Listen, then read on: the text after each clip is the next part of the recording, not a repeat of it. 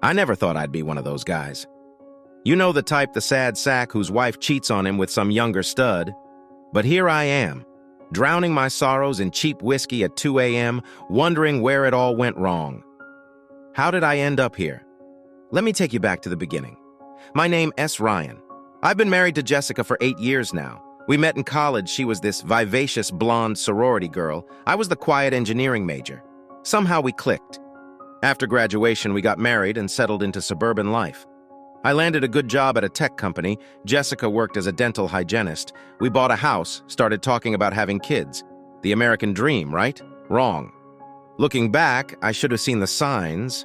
The late nights at work, the new gym membership, the sudden interest in yoga pants and push-up bras. But I was blind, or maybe just willfully ignorant. I didn't want to see what was right in front of my face. It all came crashing down 3 weeks ago. I remember every excruciating detail of that night. I was working late, buried in code for a big project. My phone buzzed a text from Jessica. Working late again. Don T, wait up. I sighed. Another night alone with leftover pizza and Netflix. But something made me pause. A nagging doubt that had been growing for weeks. Before I could talk myself out of it, I was in my car, driving home. The house was dark when I pulled up. Jessica's car was gone. Heart pounding, I let myself in and flicked on the lights. Everything looked normal, but something felt off. I wandered from room to room, not sure what I was looking for. In the bedroom, I noticed Jessica's laptop on the nightstand. She usually kept it locked, but tonight the screen glowed softly. Almost against my will, I sat down and looked closer. Facebook was open, and there, in glaring high definition, was a message thread that made my blood run cold. Jessica, can't wait to see you tonight, stud, Brad. Me neither, sexy. Our usual spot? Jessica. You know it. Ryan S. working late again. Sucker has no idea. Brad LOL. His loss, my gain. See you at 8. I stared at the screen, bile rising in my throat. This couldn't be real. It had to be some kind of sick joke. But deep down, I knew. All the pieces were falling into place. In a daze, I grabbed my keys and stumbled out to the car. I knew where their usual spot was, a seedy motel on the edge of town. I passed it 1,000 times, never imagining. The parking lot was half empty when I pulled in. I scanned the cars, my heart sinking when I spotted Jessica's red Mazda parked in a shadowy corner. Next to it was a sleek black motorcycle I'd never seen before. I sat there for what felt like hours, paralyzed. Part of me wanted to burst in there, catch them in the act. But another part, a cowardly part I am not proud of, just wanted to drive away and pretend this wasn't happening. In the end, morbid curiosity won out. I had to see it with my own eyes. I got out of the car on shaky legs and made my way to the office. The bored-looking clerk barely glanced up from his phone. Hi, I stammered. I am looking for my friend. She might be checked in earlier? Blonde woman, about 5'6". He shrugged. Room 12. But if I were you, I wouldn't go knocking. Sounded like they were having a real good time in there, if you know what I mean. I managed a weak smile and slipped him a 20. Then I was walking down the dimly lit hallway, my footsteps echoing on the grimy linoleum. Room 12 loomed before me like the gates of hell. I pressed my ear to the door, heard muffled laughter and the creak of bed springs. Bile rose in my throat again. I don't know what came over me in that moment. Maybe temporary insanity, maybe justifiable rage. All I know is that suddenly I was kicking the door with all my strength. It splintered inward with a satisfying crack. And there they were, Jessica and her boy toy tangled up in sheets that had seen better days. Her eyes went wide with shock and fear, his face contorted in anger. What the f***, man? He yelled, jumping up. He was younger than me, taller, more muscular. In different circumstances, I might have been intimidated. But right then, I was running on pure adrenaline. Get out! I growled. Now! He looked like he might argue, but something in my eyes must have changed his mind. He grabbed his clothes and bolted, shouldering past me roughly. Jessica sat frozen on the bed, clutching the sheets to her chest. For a long moment, we just stared at each other. Ryan, she finally whispered. I can explain, save it, I spat. I've seen the messages. How long has this been going on? She looked away, tears welling up. 6 months, she admitted quietly. 6 months, half a year of lies, of betrayal. I felt like I'd been punched in the gut. Why? I choked out. Jessica's face hardened then, her tears drying up. You really want to know? Fine. I was bored, Ryan. Bored out of my mind. Is that what you want to hear? I recoiled like I'd been slapped. Bored? We have a good life. She laughed bitterly. A good life? Wake up, work, come home, watch TV, go to bed, rinse and repeat. Where's the excitement, the passion? When's the last time you really made me feel alive? Each word was like a dagger to my heart. But underneath the pain, anger was bubbling up. White-hot, all-consuming rage. So instead of talking to me about it, you spread your legs for the first piece of trash that came along? I snarled. Real mature, Jess.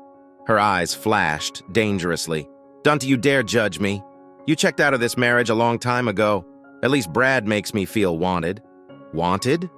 I laughed humorlessly. Oh, I'm sure he wants you all right. Wants to f*** you and move on to the next stupid bitch who falls for his lines. The slap came out of nowhere, stinging my cheek. F*** you, Ryan, Jessica hissed. You don't know anything about him. Or me, apparently. I grabbed her wrist roughly. Oh, I know plenty. I know you are a lying, cheating whore who threw away 8 years of marriage for some cheap thrills. How's that?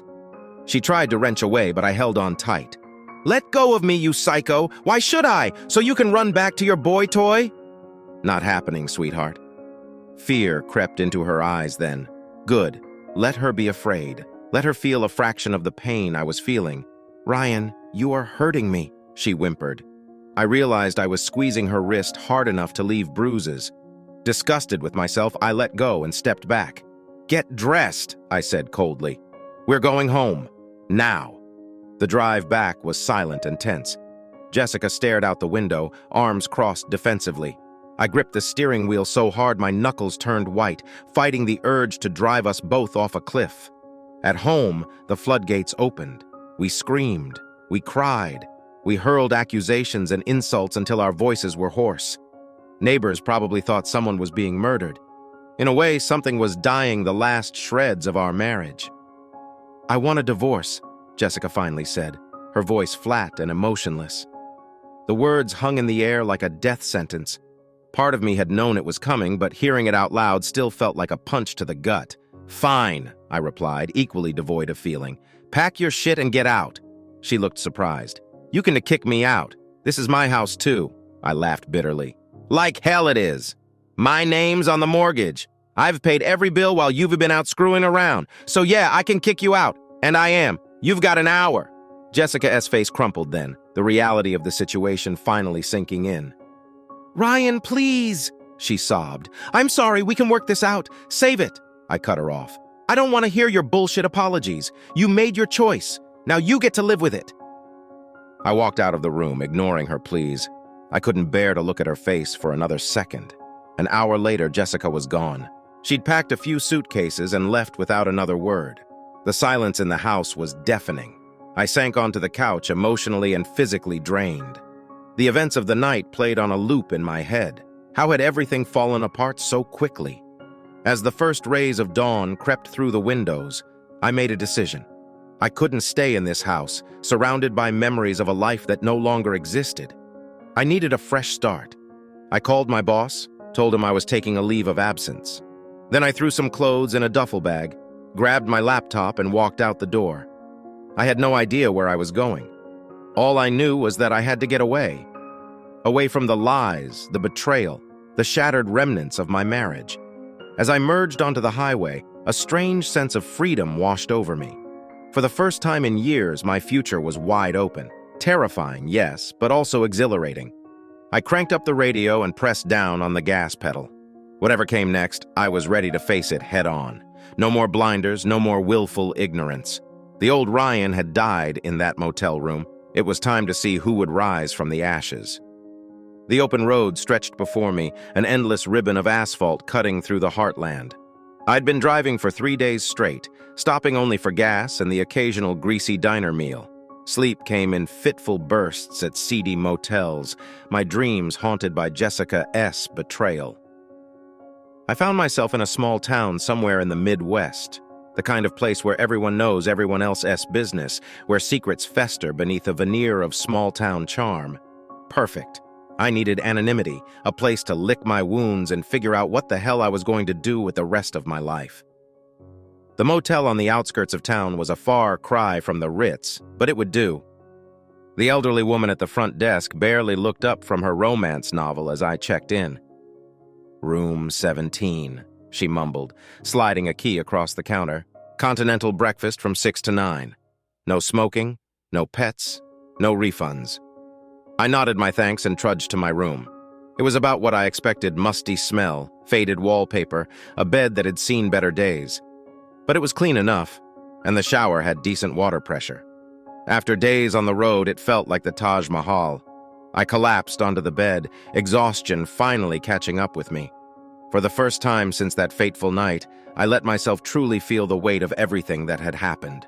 The anger, the betrayal, the gut-wrenching pain, it all came crashing down at once. I curled into a ball and sobbed like a child, my body shaking with the force of it.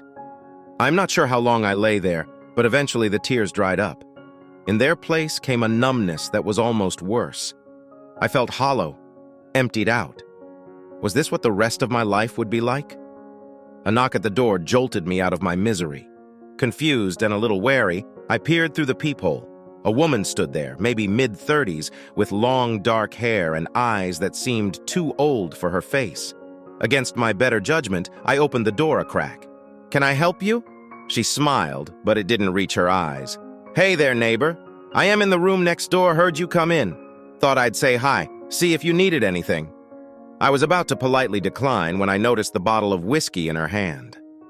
Suddenly, getting blind drunk seemed like the best idea I'd had in days.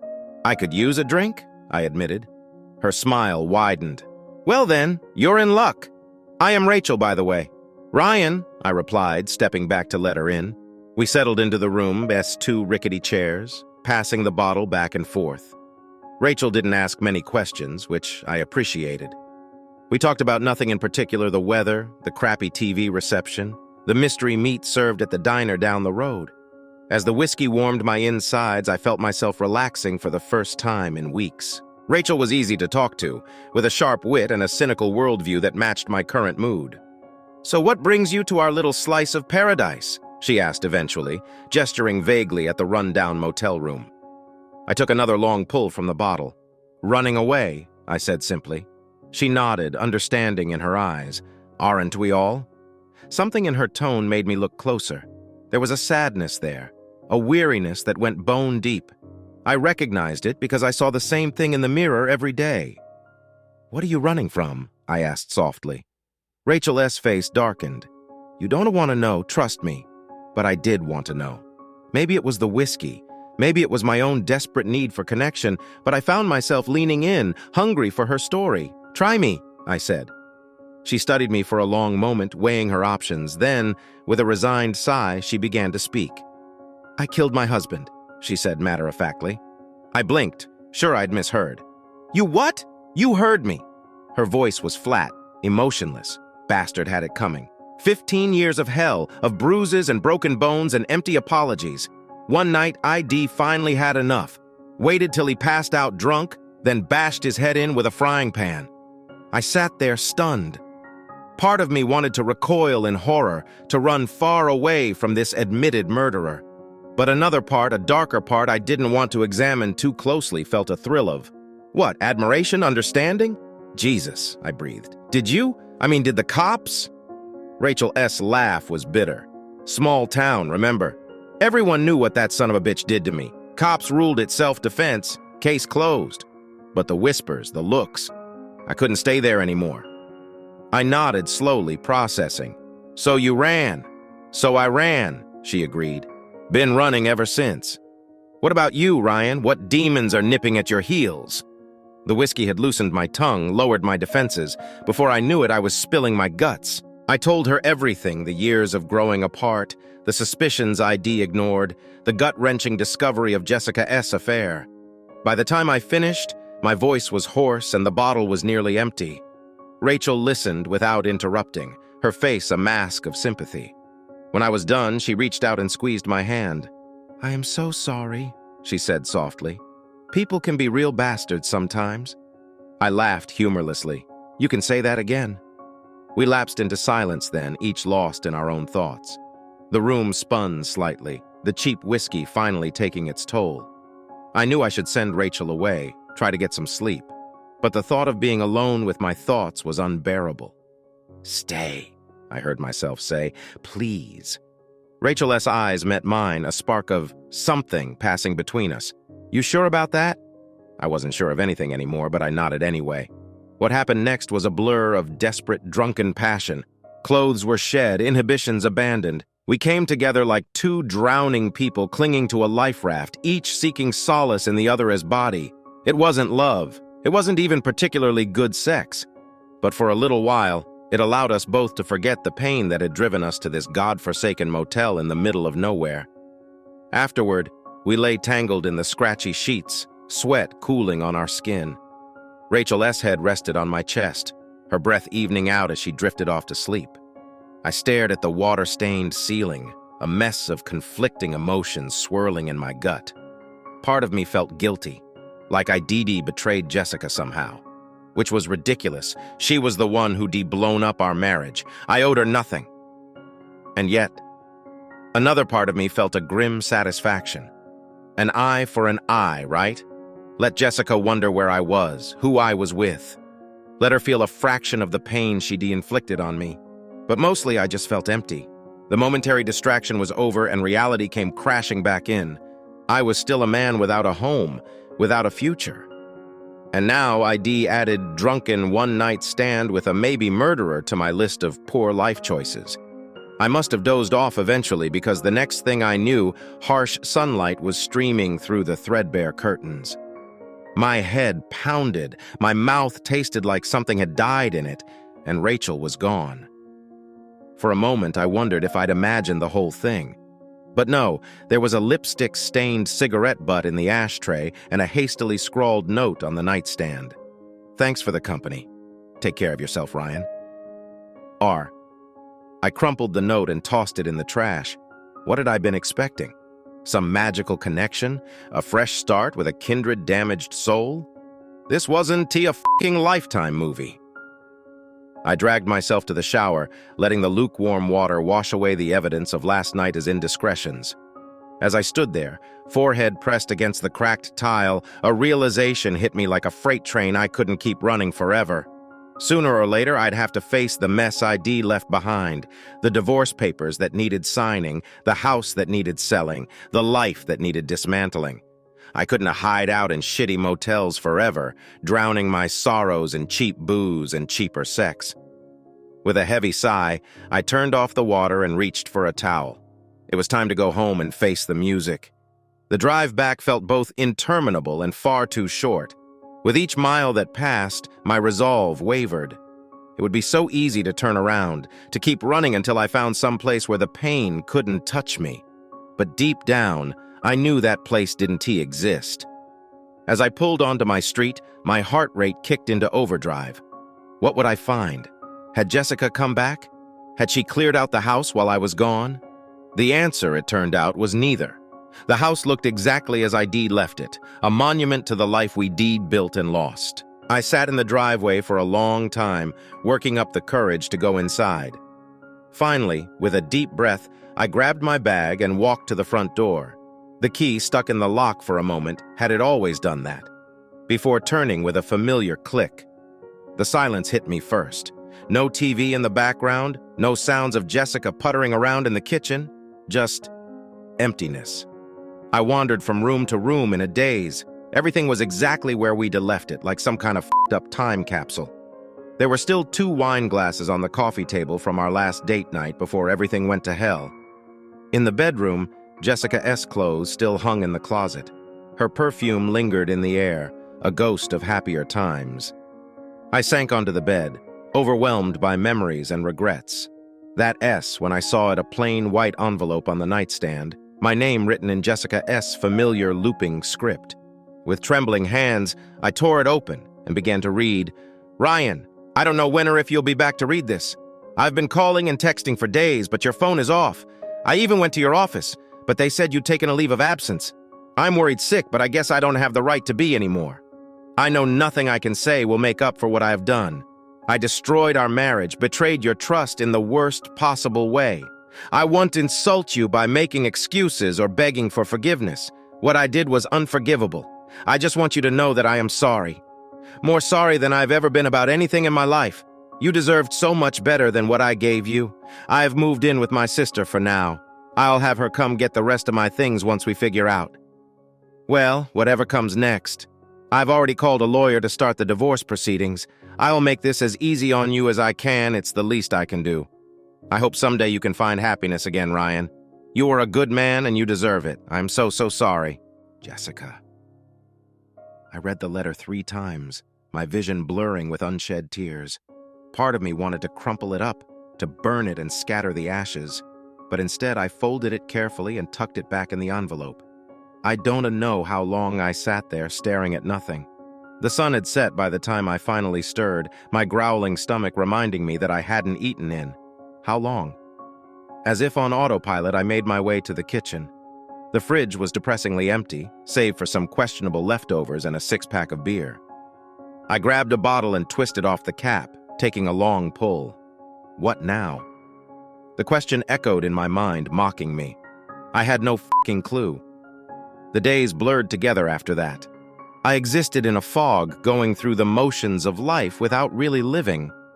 I called my boss, arranged for an extended leave of absence. I ignored the concerned messages from friends and family. I just drifted. Most days I barely left the house.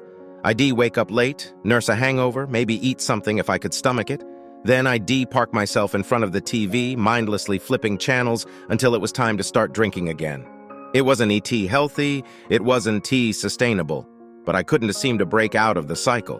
One particularly bleak afternoon, about 2 weeks after ID returned home, there was a pounding at the door. I ignored it at first, figuring it was another well-meaning friend come to check on me. But the knocking persisted, growing more insistent. "Go away!" I shouted, not moving from my spot on the couch. "Open the damn door, Ryan!" a familiar voice called back. "Or I swear to God, I'll break it down!" I groaned, recognizing the voice of my best friend, Mike. Reluctantly, I hauled myself up and shuffled to the door. Mike's eyes widened as I swung it open. "Jesus Christ, man, you look like shit."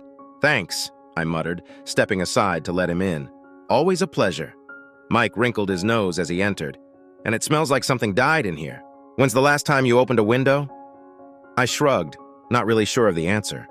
Days? Weeks? Time had lost all meaning.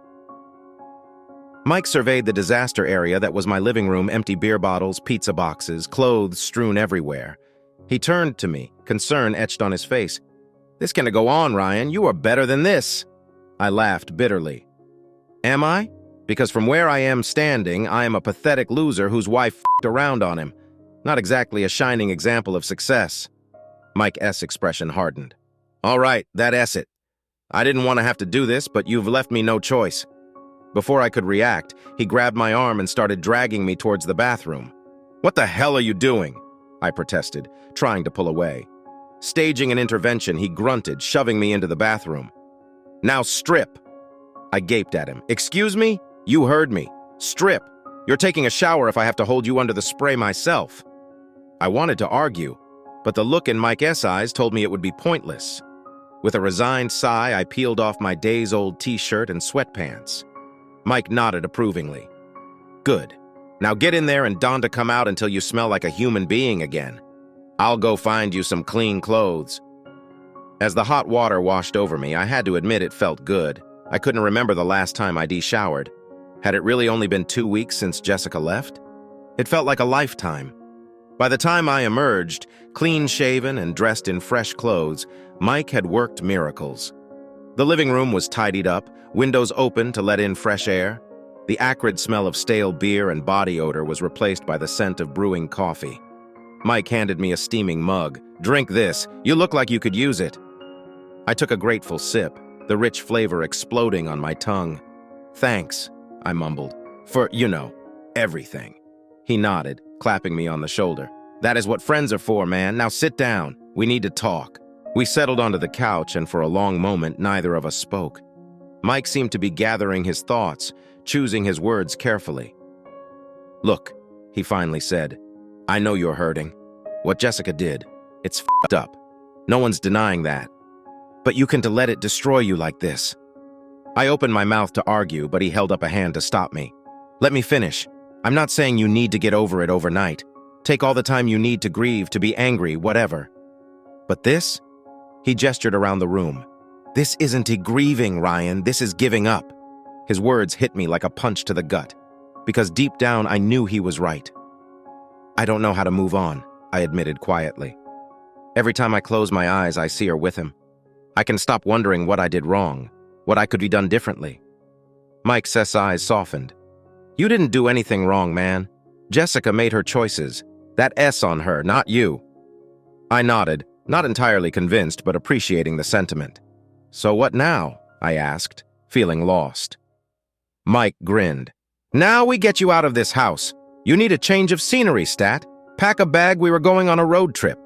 Before I could protest, he was up and moving, throwing clothes into a duffel bag. His enthusiasm was infectious, and I found myself going along with it despite my reservations. An hour later, we were on the highway, windows down and music blaring. For the first time in weeks, I felt a glimmer of something that might have been hope. We drove for hours, no real destination in mind. Just two friends, the open road, and endless possibilities stretching out before us. As the miles rolled by, I felt the weight on my chest begin to lift, if only a little. We ended up at a dive bar in some no-name town, the kind of place where the beer is cheap and the jukebox hasn't been updated since 1985. Mike insisted on buying the first round, raising his glass in a toast.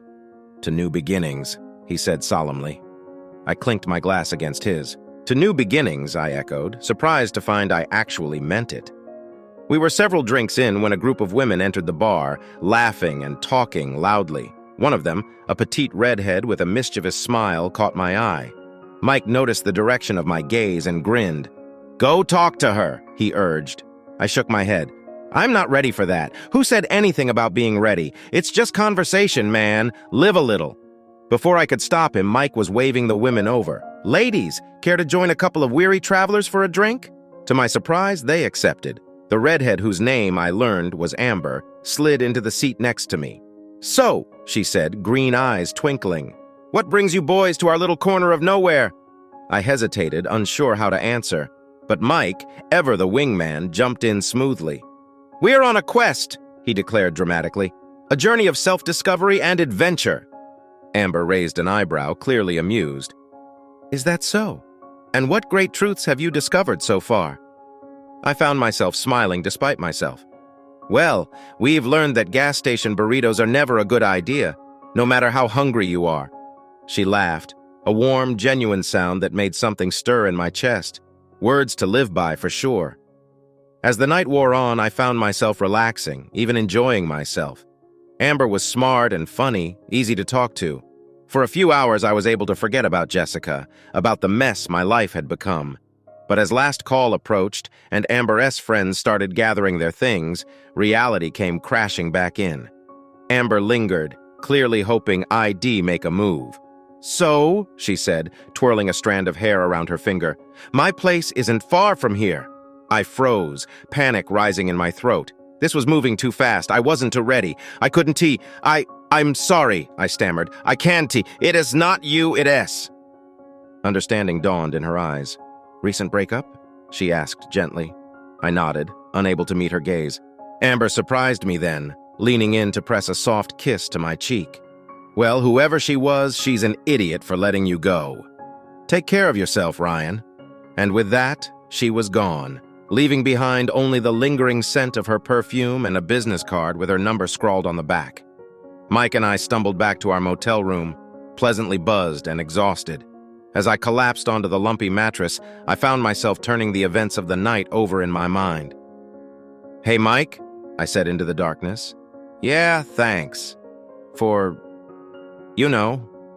everything? I could hear the smile in his voice as he replied, Anytime, brother. Now get some sleep. We've got more adventures ahead of us tomorrow. The next few days passed in a blur of new experiences and unexpected moments of joy. We hiked in state parks, ate at greasy spoons that somehow served the best food I'd ever tasted, and had long, meandering conversations about life, the universe, and everything. Slowly but surely, I felt myself coming back to life. The pain was still there, a dull ache in my chest, but it no longer consumed me entirely. On our last night before heading home, we found ourselves at another small-town bar, but this one was different. There was a karaoke machine set up in the corner, and the locals were taking full advantage of it. Mike's eyes lit up. "Oh, we are so doing this." I shook my head vehemently.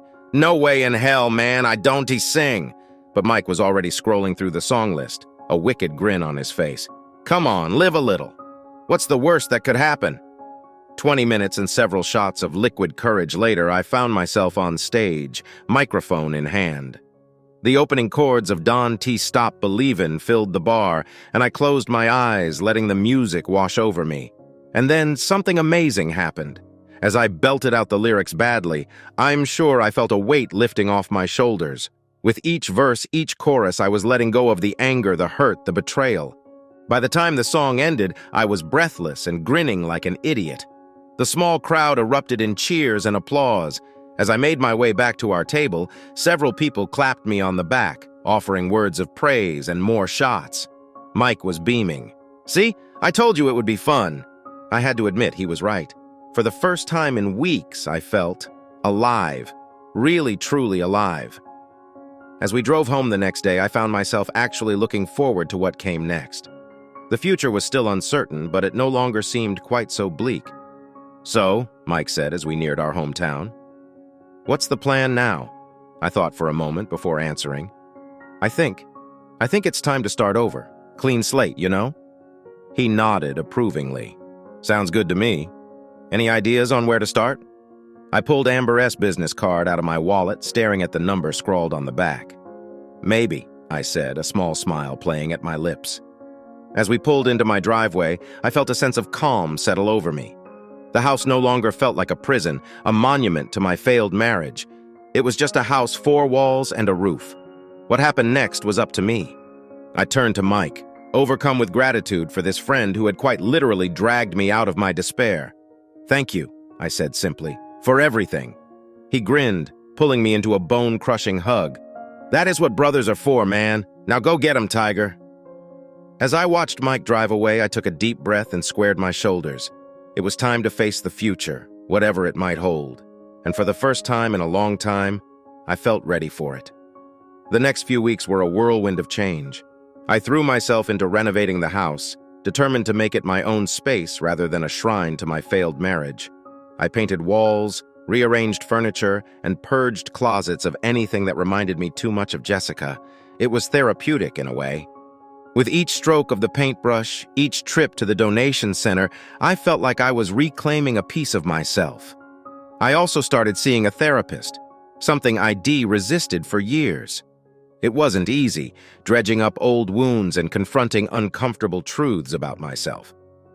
But slowly, painfully, I began to heal. One particularly grueling session, my therapist, Dr. Patel, asked me a question that stopped me in my tracks. "Ryan, what do you want?" I blinked, caught off guard. "What do you mean?" She leaned forward, her dark eyes intense. "I mean, what do you want for yourself? Not what you think you should want, or what others expect of you. What do you, Ryan, truly desire for your life?" I opened my mouth to answer, then closed it again. I realized with a start that I had no idea. For so long, my wants and needs had been tied up with Jessica S., with our life together. Who was I without that? Dr. Patel nodded, as if she'd expected this reaction. "That is your homework for this week. Think about it. Really think about it. And we'll discuss your answers next time." That night, I sat at my kitchen table with a blank notebook, trying to answer that seemingly simple question. What did I want?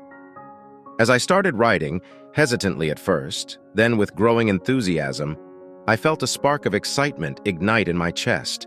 There were so many possibilities, so many paths I could take. For the first time since the divorce, the future seemed full of promise rather than dread.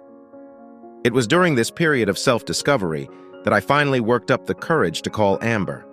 To my surprise and delight, she remembered me and agreed to meet for coffee. We met at a cozy little cafe downtown.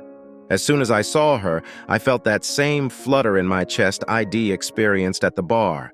She was even more beautiful than I remembered, her red hair gleaming in the sunlight streaming through the windows.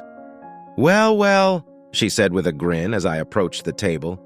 "Look who finally decided to use my number." I felt my face flush.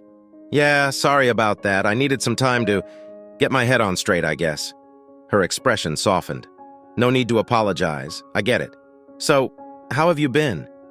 We talked for hours, the conversation flowing easily. I told her about the divorce, about my journey of self-discovery. She listened with genuine interest, offering words of encouragement and understanding. In turn, she told me about her work as a freelance graphic designer, her dreams of starting her own business someday. Her passion was infectious, and I found myself getting excited about her plans. As the cafe started to close up around us, I realized with a start that it was nearly evening. Where had the time gone? "I hate to say it," Amber said, glancing at her watch, "but I should probably get going. I've got an early client meeting tomorrow." I nodded, trying to hide my disappointment. Of course. This was really nice. She smiled, a hint of mischief in her eyes. It was. We should do it again sometime. Maybe dinner next time? My heart skipped a beat. "I do like that," I said, surprised to find I truly meant it. As I watched her walk away, I felt a sense of possibility I hadn't experienced in years. Maybe, just maybe, there was life after Jessica after all. The next few months were a roller coaster of emotions and experiences. Amber and I started dating, taking things slow but enjoying each other's company immensely. She was nothing like Jessica, fiercely independent, with a wicked sense of humor that never failed to make me laugh.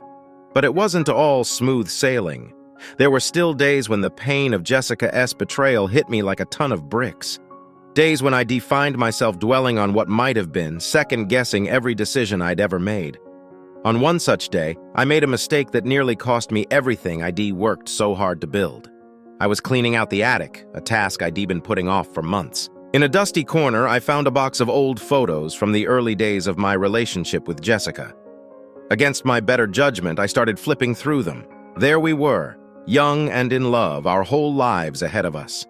Vacations, holidays, stolen moments of everyday life, all captured in glossy 4x6 prints. I felt a lump form in my throat as I remembered how happy we'd been, how certain I'd been that our love would last forever. Before I knew what I was doing, I pulled out my phone and dialed Jessica's number. It rang once, twice, 3 times before she picked up. "Ryan?" Her voice was hesitant, surprised. "Is everything okay?" I swallowed hard. "Yeah, I am not sure why I called, actually. I found some old photos and I guess I don't know." There was a long pause. "Oh," she said softly. "I see." We talked for a while, awkwardly at first, then with growing ease as we reminisced about the good times we'd shared. It felt nice, comfortable, like slipping on an old, familiar sweater. It wasn't until I hung up that the reality of what I'd done hit me. I'd called my ex-wife, the woman who had betrayed me in the worst possible way for, what? Comfort? Nostalgia? Guilt washed over me as I thought of Amber, sweet, funny, understanding Amber who deserved so much better than a guy who was still hung up on his ex. I knew I had to tell her. The thought made me sick to my stomach, but I couldn't bear the thought of keeping secrets. That's what had destroyed my marriage in the first place. I called Amber and asked if we could meet. She must have heard something in my voice because she agreed immediately, saying she'd be right over. When she arrived, I could see the concern in her eyes. "Ryan, what's wrong?" I took a deep breath and told her everything, finding the photos, calling Jessica, the conversation we'd had. As I spoke, I watched her face carefully, waiting for the anger, the disappointment, the inevitable end of our relationship. But to my shock, when I finished, Amber just nodded slowly. "Okay," she said. "Thank you for telling me." I blinked, confused. "You are not mad?" She sighed, reaching out to take my hand. "Ryan, I knew when we started dating that you were still healing. Did I love hearing that you called your ex-wife? No, of course not, but I understand why you did it." I felt tears prick at the corners of my eyes. "I don't deserve you," I whispered. Amber smiled, squeezing my hand. "Maybe not, but you've got me anyway. Look, we all have moments of weakness. What matters is what you do next. So tell me, what do you want to do next?" I looked at her, really looked at her, and in that moment I knew. I want to move forward, I said firmly. With you, if you'll have me. Her smile widened. That's what I was hoping you to say. From that day on, my relationship with Amber deepened. We still took things slow, both of us carrying baggage from past relationships. But we communicated openly and honestly, working through our issues together. As the months passed, I found myself falling more and more in love with her. She challenged me, supported me, made me laugh until my sides hurt. For the first time in years, I felt truly happy. It wasn't all perfect, of course. We had our arguments, our moments of doubt, but we always came back to each other, stronger for having weathered the storm together.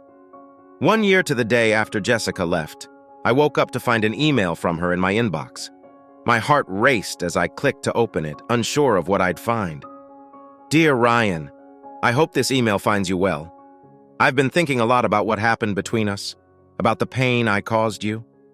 I know nothing I can say will ever make up for what I did, but I want you to know how truly sorry I am.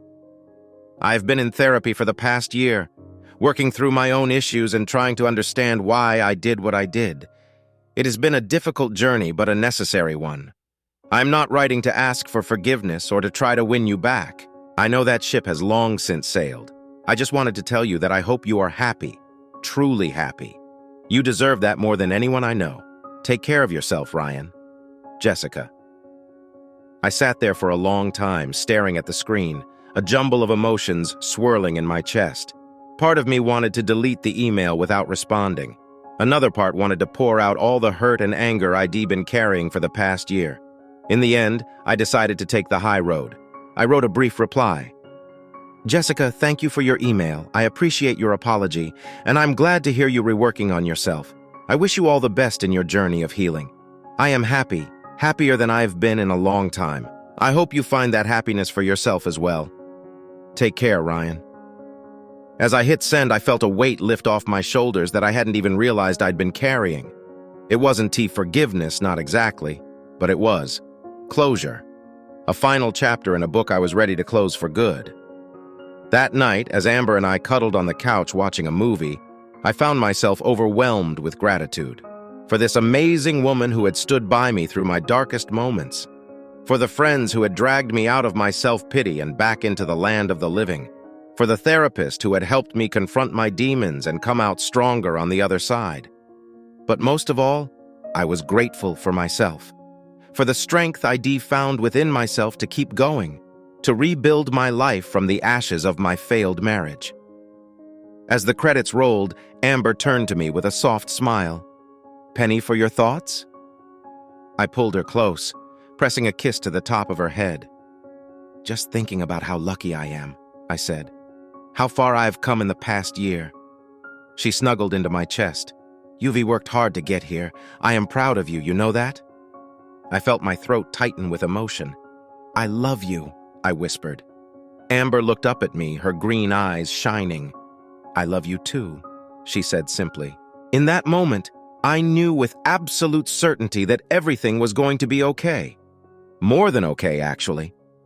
The future stretched out before us, full of endless possibilities, and for the first time in a very long time, I couldn't wait to see what came next.